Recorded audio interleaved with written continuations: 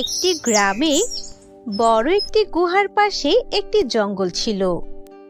সেখান দিয়ে একজন বৃদ্ধ ব্যক্তি হেঁটে যাচ্ছিল। হয়তো এই গাছটাই হবে। না না, এই গাছটা না, এটা কেমন যেন অন্য রং লাগছে। ওদিকে হয়তো গাছটি আছে, যাই গিয়ে দেখি। হ্যাঁ হ্যাঁ, এটাই সেই গাছ যেটা আমি খুঁজছিলাম। বৃদ্ধ ব্যক্তিকে দেখে দুজন গ্রামের লোক বলল, কি গো বিজ্ঞানী, জঙ্গলে জঙ্গলে হাঁটছো কেন? তোমাকে যদি শিয়ালে ধরে তাহলে কি করবে? হ্যাঁ ভাই, ঠিক বলেছিস। এ বুড়ো বয়সে পাগলামো করছে, যেখানে সেখানে ঘুরে বেড়াচ্ছে। শরীরের ভয় নেই। কি গো বিজ্ঞানী, বাড়ি চলো, এমন সময় জঙ্গলে জঙ্গলে থাকতে নেই। বিজ্ঞানী তাদের কোনো কথায় উত্তর না দিয়ে পাশ কাটিয়ে চলে গেল। তাকে যেতে দেখে একজন ব্যক্তি বলল, দেখেছো বিজ্ঞানীর কি ভাব? আমাদের একটা কথারও উত্তর দিল না, পাশ কাটিয়ে চলে গেল। আমি সব রাজা মশাইকে বলবো, এই বিজ্ঞানীর অনেক দেমাগ বেড়েছে, সব বের করে দেব। কিছুদিন পরের কথা। সেই জঙ্গলের উত্তর দিকে একটি গ্রাম রয়েছে। সেই গ্রামে মালতী নামের একজন বিধবা বসবাস করত। তার স্বামী বহু বছর আগে মারা গিয়েছে। সে তার ছোট্ট একটি ছেলেকে নিয়ে বসবাস করে এবং মরিচ বিক্রি করে সংসার চালায়। তাদের উঠোনে এবার অনেক বড় বড় মরিচ হয়েছে এবং বাজারেও মরিচের দাম বেড়েছে। তাই মালতী খুব খুশি। তার ছেলে সুরেশ মালতীর কাছে আসে আর বলে, আজকে আমাকে বিল্টু দেখিয়ে দেখিয়ে ইলিশ মাছ খেয়েছে এবং বলেছে যে আমার কপালে নাকি ইলিশ মাছ জুটবে না।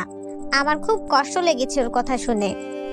এই বিল্টু ছেলেটা বেশ বাজে, অন্যকে কষ্ট দিতে পছন্দ করে। তুমি কষ্ট পেও না বাবা, আমি তোমার জন্য কালকে ইলিশ কিনে আনবো।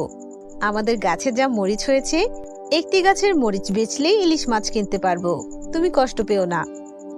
তাহলে আমি বল্টুকে দেখিয়ে খেতে পারবো। মালতী একদম ঠিক বলেছেন। মালতীর পাশের বাড়িতে দুটো বউ থাকে।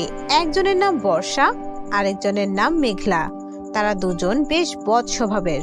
তারা অন্যের ক্ষতি করতে বেশ পছন্দ করত এবং তারা মরিচ খেতে ভালোবাসতো। বর্ষা রান্নাঘরে বসে রান্না করছিল এবং মেঘলা তার পাশে বসে সবজি কুটে দিচ্ছিল। হ্যাঁ রে মেঘলা, মরিচ তো শেষ হয়ে গেছে। কাঁচা মরিচ না হলে যে তরকারি খেতে বাজে লাগবে। আমরা কিছুদিন আগেই না মালতীর কাছ থেকে অনেক মরিচ চুরি করে নিয়ে এসেছিলাম, এখন আবার মরিচ শেষ হয়ে গেল কিভাবে? আমরা যে পরিমাণে মরিচ খাই তাতে শেষ হবে, এটাই স্বাভাবিক। এখন কি হবে মেঘলা? আমাদের তো মরিচ কিনে আনা প্রয়োজন। কিনে আনবো কেন? গ্রামে কি মরিচের অভাব পড়েছে? কিছুদিন আগে যেভাবে চুরি করে এনেছি সেভাবে চুরি করে আনবো, কেউ ধরতে পারবে না। হ্যাঁ ঠিক বলেছিস, আবারও চল ওইখানে গিয়ে আমরা মরিচ চুরি করি। চল তাহলে, ওই মালতীর গাছে অনেক মরিচ দেখেছি, সবগুলো নিয়ে আসব। কিছুক্ষণ বাদে বর্ষা ও মেঘলা মালতীর বাড়ি গিয়ে পৌঁছায়। তারপর বর্ষা মালতীর ঘরে পা টিপে টিপে যায় এবং জানলা দিয়ে উকি মারে। কি রে, কিছু বলছিস না কেন? কেউ ঘরে আছে? হ্যাঁ, মালতী আর তার ছেলে আছে, কিন্তু মালতী ছেলেকে পড়াচ্ছে। তাহলে দেরি করছিস কেন? তাড়াতাড়ি চল মরিচগুলো নিয়ে এখান থেকে বিদায় হ। বর্ষা ও মেঘলা আস্তে আস্তে করে গাছের সব মরিচ নিয়ে নেয়।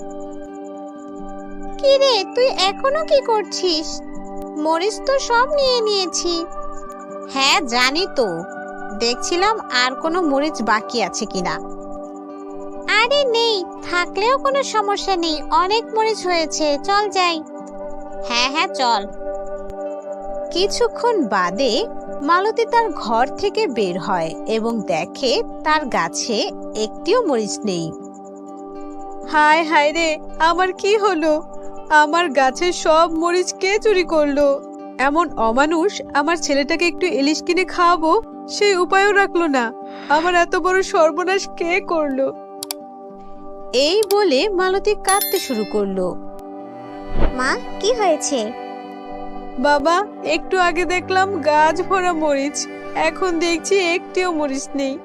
এই মরিচ চোর কে? কে আমার এত বড় সর্বনাশ করলো? মা আর কেঁদো না, অন্য কোনো দিন খেয়ে নেবো ইলিশ। এখন তুমি মরিচের জন্য কষ্ট পেও না।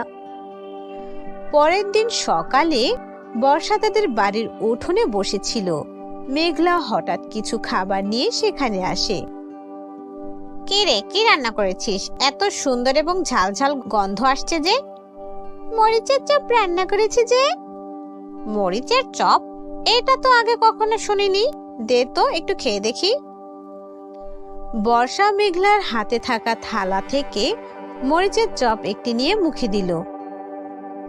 বাহ, বেশ তো খেতে। কি স্বাদ, কি ঝাল, মন ভরে গেল। এরকম চপ প্রতিদিন খাওয়ার ইচ্ছা আছে। কিন্তু এরকম চপ প্রতিদিন কিভাবে খাবো? তাতে তো অনেক মরিচ লাগবে। মরিচ লাগলে আবারও চুরি করব, কেউ আমাদেরকে ধরতেই পারবে না। আচ্ছা ঠিক আছে। এরপর বর্ষা এবং মেঘলা সবার মরিচ গাছ থেকে মরিচ চুরি করা শুরু করে দিল। সবাই অনেক বড় সমস্যায় পড়ে গেল। গ্রামের লোক সকলে মিলে রাজা মশাইয়ের কাছে গেল। কারো কাছে যে মরিচ থাকছে না, সব মরিচ চুরি হয়ে যাচ্ছে। এভাবে চলতে থাকলে আমরা খাবো কি? আমাদের বিজ্ঞান কোথায়? ও কোনো উপায় দিতে পারবে না? আমার কাছে উপায় থাকবে না? এটা কি হতে পারে? এই দেখুন, আমি একটি ওষুধ তৈরি করেছি। এটা গাছের উপর দিলে যে এই 24 ঘন্টার মধ্যে গাছের মরিচ ধরবে, তার শরীর পুরোপুরি সাদা হয়ে যাবে। 3 দিনের জন্য সবাই নিজেদের গাছে এই ওষুধ ব্যবহার করবে। তাহলে যে মরিচ চোর তাকে দেখলে বোঝা যাবে এবং সহজে মরিচ চোর ধরা পড়বে। বাহ, বেশ ভালো বুদ্ধি দিয়েছো। সবাই এরপর ওষুধটি নিয়ে তাদের গাছে লাগায়।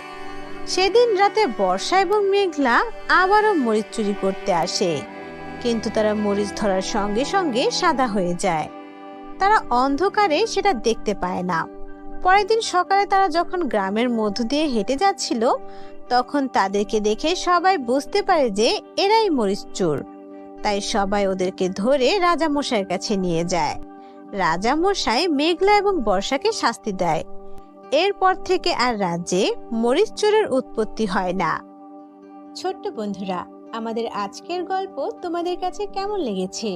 যদি ভালো লেগে থাকে তাহলে একটি লাইক দিয়ে আমাদের চ্যানেলটি সাবস্ক্রাইব করে ফেলবে এবং বন্ধুদের মাঝে শেয়ার করে দেবে। পরবর্তী নোটিফিকেশন পাওয়ার জন্য বেল আইকনে ক্লিক করে রাখবে। ধন্যবাদ।